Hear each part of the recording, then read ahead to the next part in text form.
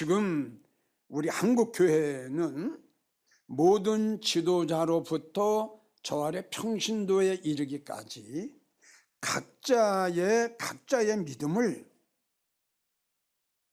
대개혁해야 됩니다.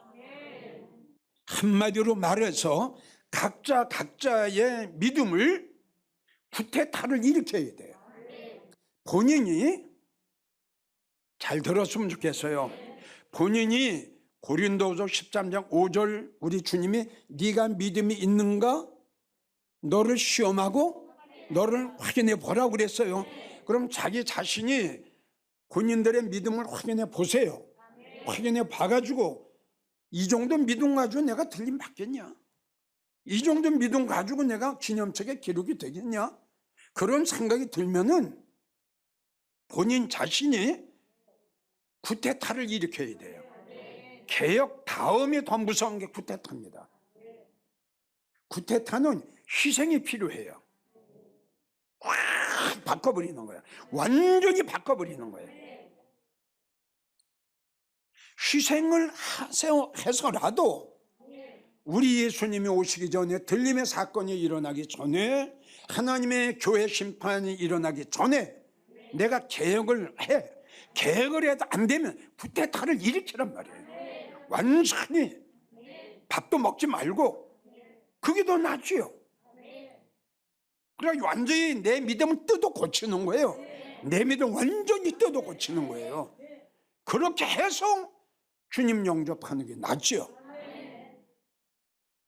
만약에 지금 이 시대에 한국 교회가 믿음의 개혁이 안 일어나면 교회는 영적으로 전혀 비전 없는, 정말 마태복음 23장에 기록된 대로 휘칠하는 무덤으로 변해갈 거예요.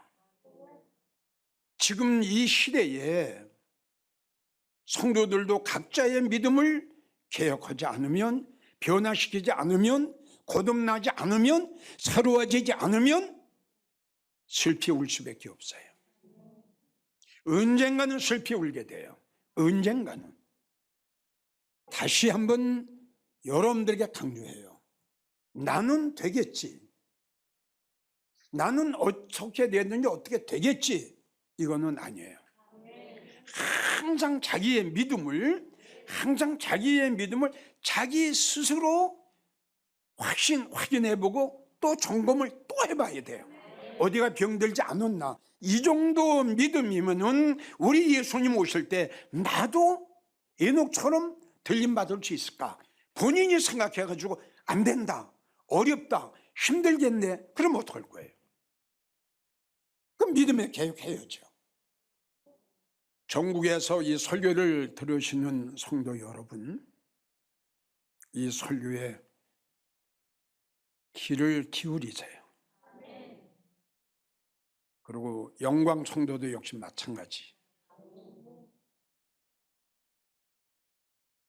자, 개혁해야 할 사람들, 개혁해야 할 사람들. 제일 첫째, 예배 생활, 믿음 생활 제멋대로 하는 사람들, 제 마음대로 하는 사람들, 제 생각대로 하는 사람들, 제일 첫 번째 순번이에요. 예배 생활. 우린 너무 잘합니다. 로마서 12장 1절, 하나님이 기뻐하시는 것, 하나님이 원하시는 것, 하나님이 그렇게도 좋아하시는 것, 너희의 몸을 거룩한 산 제사로 드리라. 이것이 너희가 하나님께, 주님께 드릴 영적 예배니라.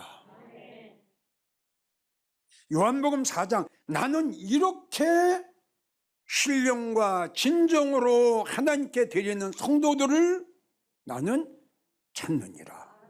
얼마나 하나님이 신령과 진정으로 예배, 그리고 살아있는 예배, 온전한 예배, 영적인 예배, 하나님의 생명의 진리의 말씀이 선포되어 있는 이런 예배를 원하시고 기뻐하셨으면 이 예배를 찾으시는 거예요. 이렇게 주님은 예배를 원하시고 기뻐하시고 좋아하시는데, 지금 이 코로나 바이러스 때문에 예배는 완전히 거의 다 깨지다시피 했어요. 이게 참 안타깝고 너무 이게 불행한 일이에요. 예배는 하나님이 제일 기뻐하시는 거고요. 또 하나님을 떠나서 예배는 주님을 믿는 우리 모두가 제1번의 사명입니다. 이거 의무입니다. 의무. 교회 나가는 성도라면 당연히 마땅히 어떠한 생활과 환경 속에서도 이 예배만큼은 제1번이 되어야 됩니다. 돈이 문제가 아니고 직장이 문제가 아니고 어느 것이 문제가 아니고 가장 성도에게 제1번의 사명과 1번의 의무가 이겁니다. 이것이 하나님 앞에 영광 돌리는 1번이거든요. 이것이 지금 깨지고 있는 거예요. 이 예배가. 하나님의 입장에서 볼 때에는 아마 그분은 통탄하실 겁니다. 자, 우리가 하나님 앞에 영광 하는데 하나님 앞에 영광 하죠? 그럼 뭘로 하나님 앞에 영광을 돌립니까? 우리 한번 생각해 봅시다. 영광이라고 하는 것은 뭐예요? 하나님을 기쁘시게, 하나님을 즐겁게, 이게 영광인데요. 그럼 지금 여러분들의 내가 소개를 했잖아요. 하나님이 기뻐하시는 건 예배입니다. 예배, 하나님이 기뻐하시니까 우리가 기뻐하실 적에 예배를 드릴 적에 이 예배를 통해서 하나님 앞에 영광을 돌리고 경배하며 찬양하는 거 아닙니까? 근데 예배가 없어지니까 영광이 없어지는 거예요. 그래서 아까 히브리 11장을 보면 믿음이 없이는, 그렇죠, 예배도 역시 마찬가지예요, 여러분. 믿음이 없이는 이 예배상을 제대로 못합니다. 믿음이 없이는 하나님 기쁘시게 할 수가 없나니 했거든요. 믿음이 없이는 예배상을 제대로 할 수가 없습니다, 여러분. 예배가 가장 중요한 건데, 자, 성경을 보면 노아가 홍수가 끝나고 방주에서 내려오자마자 여호와 하나님을 위하여 어떻게? 단을 쌌어요. 야곱도 단을 쌌어요. 열왕기상을 보면 솔로몬 보세요. 하나님의 은혜에 너무 감사해서 1000번제를 드립니다. 뭐 우리는 1000번제가 아니잖아. 우리는 그냥 무릎 꿇고 몸만 나와 있는 거 아닙니까? 1000번제라는 건 양을 1000마리를 드린 거예요. 이게 번제물이 됩니다. 하나님 앞에 양을 1000마리를 잡는 거예요. 1000마리. 얼마나 대단한 사람이에요. 그러니까 우리 마지막 때에 사랑하는 믿음의 성도들은 우리의 생활이 항상 이 예배 생활이 돼야 됩니다. 아멘이에요? 예, 항상 예배 생활. 솔로몬은 양을 드렸지만 우리가 한 마리의 양이 되자 이거예요. 양이 돼가지고 예배 때마다 가정에서도 드리는 거예요. 하나님 얼마나 기뻐하시겠어요. 그런데 다시 말하면 하나님 기뻐하시는 예배단이 지금 깨져가고 있는 거예요. 하나님 이걸 통해서 영광을 받으시고 하나님의 예배를 통해서 경배 받으시는데 이게 없어지니, 예? 이게 없어진다는 건 뭐냐? 믿음이 없어진 거예요. 그 하나님의 예배를, 하나님의 기뻐하시는 그 예배를 할 수 있는, 드릴 수 있는 그 믿음이 없는 거예요. 자, 두 번째, 믿음을 대개혁할 사람들이 어떤 사람이냐? 거짓말쟁이들, 혀로만 입술로만, 입으로만 주님 사랑한다고 해요. 에스겔 33장 31절, 입으로는 사랑을 나타내어도 마음은 이욕을 쫓음이라. 이런 거짓말쟁이가 어디 있습니까? 글쎄. 이사야 29장 13절, 이 백성의 입술로는 나를 존경하나 그 마음은 또 나한테 떠났어. 이런 거요, 여러분. 우리 영광교회 성도들은 잘 들어야 돼요. 자, 우린 더 나은 본향에 꼭 들어가야죠. 그럼 보세요. 입으로만 주님을 사랑하고 마음은 다른 데 가서 있는 거예요. 그러니까 예수님보다 한마디로 가룟 유다가 예수님을 3년 동안 따라왔지만 그의 생각과 그의 마음은 돈에 가서 있었어요. 물질에 가서 있었다고요. 그러니까 결론에 가서 물질 때문에 가룟 유다 망한 겁니다. 이거 똑같은 거예요. 입술로는 나를 존경하나 마음은 떠났다. 아까도 이야기했죠. 몸은 사업을 하고 몸은 직장을 가고 몸은 뭐 해도 우리의 생각과 우리의 마음은 예수님, 이거예요. 예수님. 이게 안 되는 거예요. 왜 안 될까요? 그렇죠. 믿음이 없는 거예요. 그러니까 믿음이 있는 사람이 참 쉽습니다. 아침부터 저녁까지 내 마음속에 주님을 모시는 거예요. 예수님, 나는 주님의 참된 양이 되기 원합니다. 살찐 양이 되기 원합니다. 주님 받으신 번제물이 되기 원합니다. 예수님은 나의 참목자, 너무 감사합니다. 항상 이게 왜 안 됩니까? 근데 믿음이 있는 사람은 돼요. 근데 믿음이 없는 사람은 교회에 왔을 때는 목사와 양 같은데 교회만 떠나고 가면은 아니라. 이게 내 머릿속에는 내 마음속에 예수님은 떠나는 거예요. 떠났다가 교회 오면은 다시 예수님 찾는 거예요. 이건 가짜다 이겁니다. 이거 입술로만 주님을 사랑하는 자다. 그래서 오늘 제목이 뭔가요? 그렇죠. 그러한 교회에 와서만 예수님 생각하고 교회를 떠나서는 예수님 잊어버리는 성도가 있다면 믿음 개혁해야 돼요. 난 된다고 생각해요. 이사야 1장 12절을 보면 교회 마당만 밟고 다니는 이런 성도들이 있거든요. 참 이러한 성도들은 참 뭐 믿음이 없으니까 할 수 없죠. 거짓말쟁이. 입만 열면 거짓말하는 거예요. 가증된 자. 입으로만 주여 주여. 열매 없는 무화과 나무. 결론이 찍혀요. 결론에 가서는 찍혀요. 행함이 없는 자. 그 다음에 하나님 앞에 인색한 자. 이러한 성도들은 구테타 일으켜야 돼요. 본인이. 다시요. 개혁은 순순히 나갈 수 있어요. 구테타는 희생이 필요해요. 내가 내 믿음을 구테타 일으키기 위해서는 죽여야 돼요. 한마디로 금식 단식 들어가야 돼요. 바울은 자기 몸을 쳤어요. 아멘이에요? 그 믿음의 사람들 자기 몸을 쳐버렸어요. 하나님 말씀에 복종하는 자가 되기 원한다. 내가 이 복음을 증거하고 많은 사람들에게 이 복음을 증거하고 예수님 오시는 날 내가 버림받을까 봐 심히 두렵다. 나는 다 이루었다 함도 아니요. 아멘이에요? 앞에 있는 표대를 향해서 달려갔는데 방해가 너무 많고 걸림돌이 너무 많아. 그 위대한 바울 같은 사람도 나는 매일같이 죽노라. 자기 몸을 자기가 치는 거예요. 하물며 우리야 말할 것도 없죠. 잘 듣고 가세요. 세 번째, 믿음에 대해 개혁해야 할 사람들. 요한계시록 3장 14절에 나오는 차지도 않고 덥지도 않고 미지근한 성도들.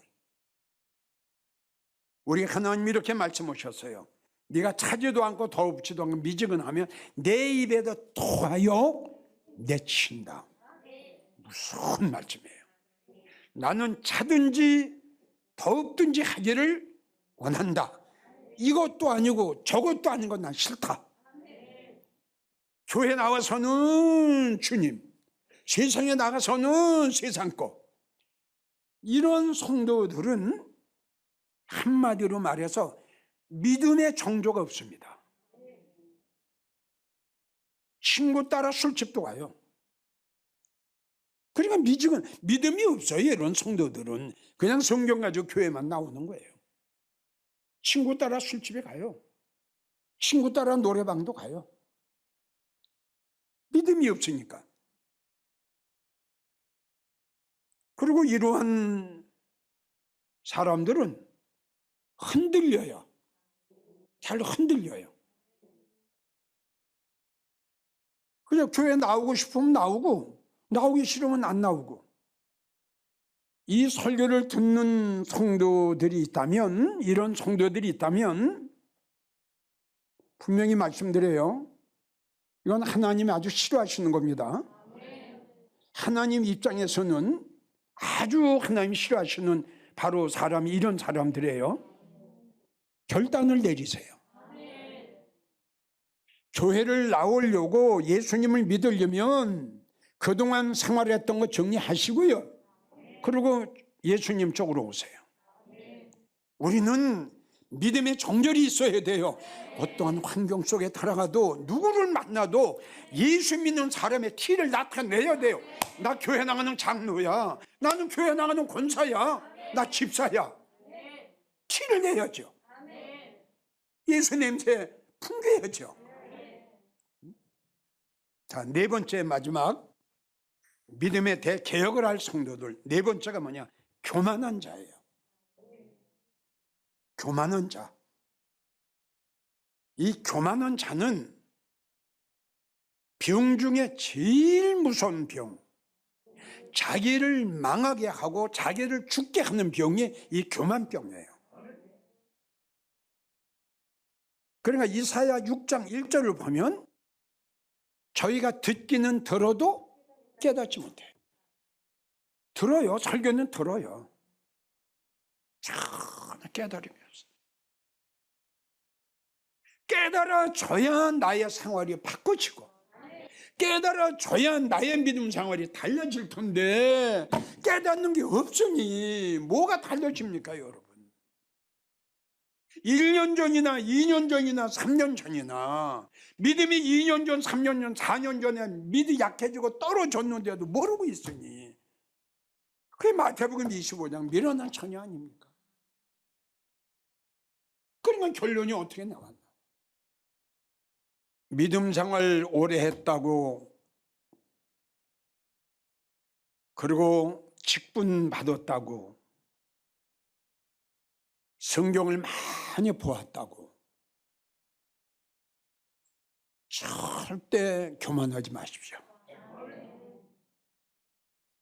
갈라디아 6장 3절 아무것도 넌 된 데가 없다.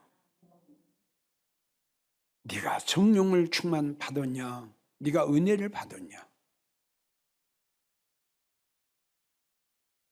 네가 생활의 변화가 됐냐? 네가 설교 때마다 마음에 감동이 되냐? 기도가 나오냐? 감사가 나오냐? 넌 지금 아무것도 된 데가 없잖아. 그냥 성경책 가지고 교회 왔다 갔다 하는 것뿐 아니야. 근데 너는 너한테 지금 속고 있구나. 아무것도 되지도 못하면서 된 줄로 넌 착각하고 있어. 그 너한테 속고 있는 거야. 주님 말씀이. 이게 뭐냐? 교만한 자예요. 그러니까 요한계시록 3장 15절인가 17절 라우디게아 성도들, 나는 부자라. 나는 부자라. 부유하여 부족한 것이 없다 하나 예수님께서 딱 말씀하시는 거예요. 너의 가련한 것. 자, 불쌍하구나. 참 불쌍하다. 너의 가난한 것 아무것도 없구나. 너의 벌거벗은 수치 얼마나 부끄러우냐. 내가 너한테 권면을 한다. 불로 연다는 금을 사서 네 눈에 발라봐라. 그게 뭐냐? 말씀이에요. 네가 벗고 있는 추한 모습 다 벗었어. 얼마나 추한 모습이야. 그 모습을 네가 봐라. 이게 교만한 자의 특징이에요.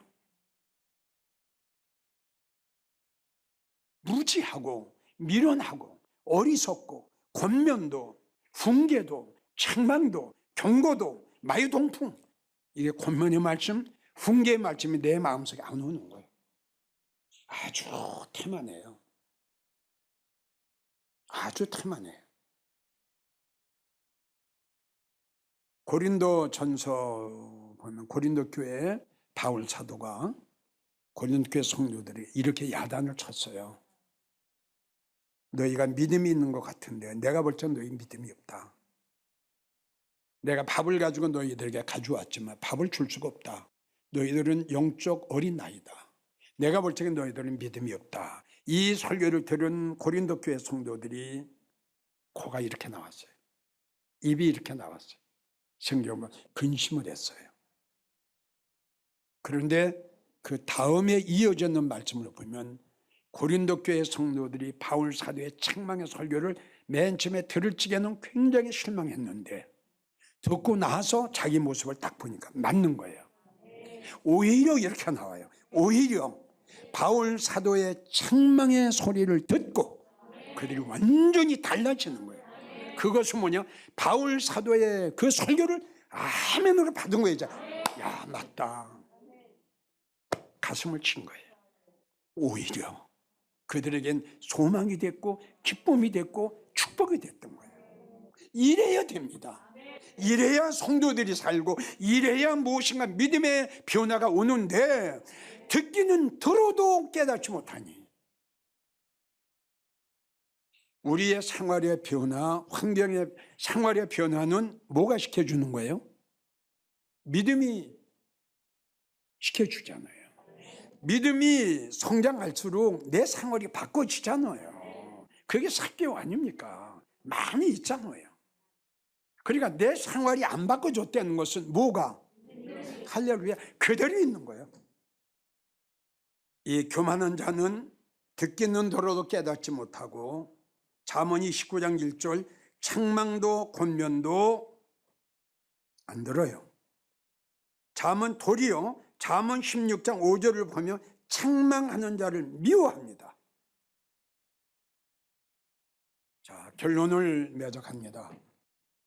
전국에서 이 설교를 들으신 우리 믿음의 성도님들 그리고 영광제일교회 성도님들 고린도 후서 13장 5절 말씀을 기억하시고요. 네가 믿음이 있는가 이렇게 나왔어요. 과연 네가 믿음이 있느냐? 믿음이 있다면 어느 믿음을 믿느냐? 죽은 믿음이냐? 적은 믿음이냐? 연약한 믿음이냐? 지식적인 믿음이냐? 어떤 믿음이냐? 너의 믿음을 네 스스로 확인해 봐라. 아브라함은 바랄 수 없는 중에 바라고 믿었다. 너 이런 믿음 있냐? 우리 너나 할 것 없이 우리 모두 나는 믿음이 있어 이렇게 하지 마시고요. 우리 모두예요. 모두 믿음의 쿠데타 일으킵시다. 다 같이요. 믿음의 쿠데타 일으킵시다. 개혁은 조용히 개혁할 수 있어요. 그러나 쿠데타는 희생이 있어요. 개혁할 수 있는 분은 개혁을 하세요. 개혁으로도 안 되면 쿠데타 일으키세요. 본인이. 아멘이에요? 치세요. 찢으세요. 바울처럼. 치세요. 아멘이에요? 쳐서 피를 내더라도